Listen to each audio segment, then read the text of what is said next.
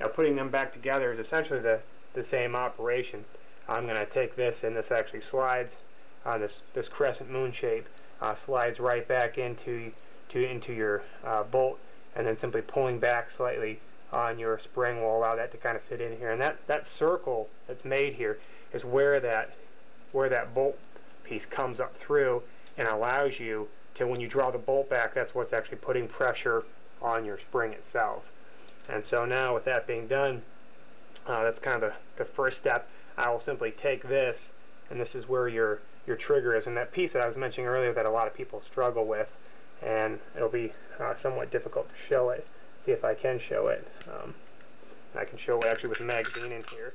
Allow me to kind of hold that down and fire that piece that I'm talking about. Sorry for wasting the viewer's time here. I just thought I'd be able to show that really quickly. It's actually this little piece here. This little T piece here is the one that's really the key to breaking down and putting back together the pistol here for the Ruger Mark III. So I'll just kind of tuck that back down in there and pull that pull that hammer back. And so I'll take the magazine out of there once again. I will simply now take the upper portion of the receiver into the lower portion. There's actually a little stepped floor plate that comes in here that just kind of comes up and then kind of comes back and just does a little lock in place there.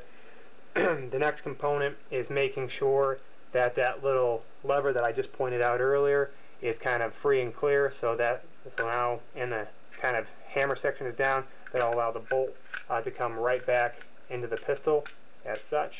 And then finally making sure that little bolt section is kind of placed up so that when I put this grouping back in place and I have the magazine back in the pistol, the trigger depressed, it'll allow that hammer to come just far enough forward for me to be able to put this grouping up through the center of that, which is now poked through here.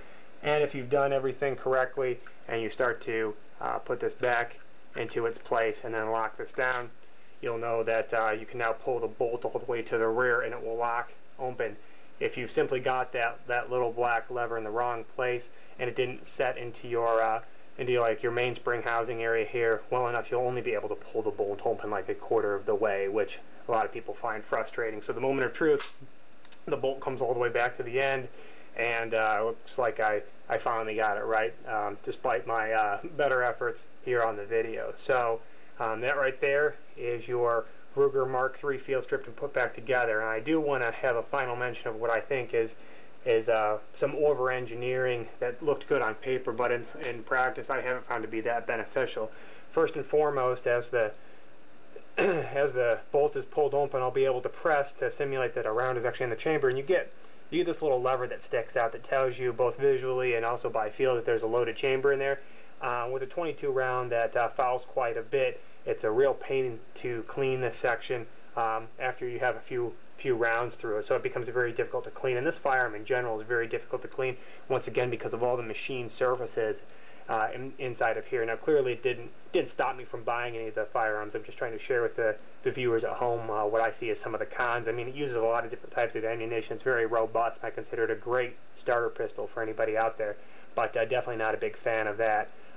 Next to that, one of the other features that kind of sets the Mark III apart is the magazine release in the classic position instead of being at the base. And I prefer all my magazines to drop free, and that is with no rounds in the magazine, for when you depress this, for it to actually free fall with gravity out of there.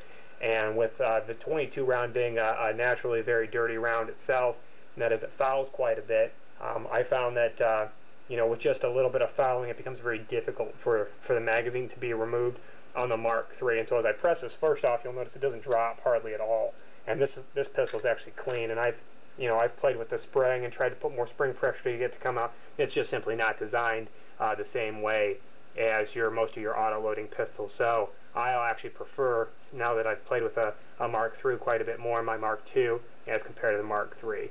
So that being said, those are the two major differences. Certainly not a pleasure to clean. In fact, I'd say it's my least favorite pistol to clean and to operate and assemble and disassemble, as is probably evident in this video.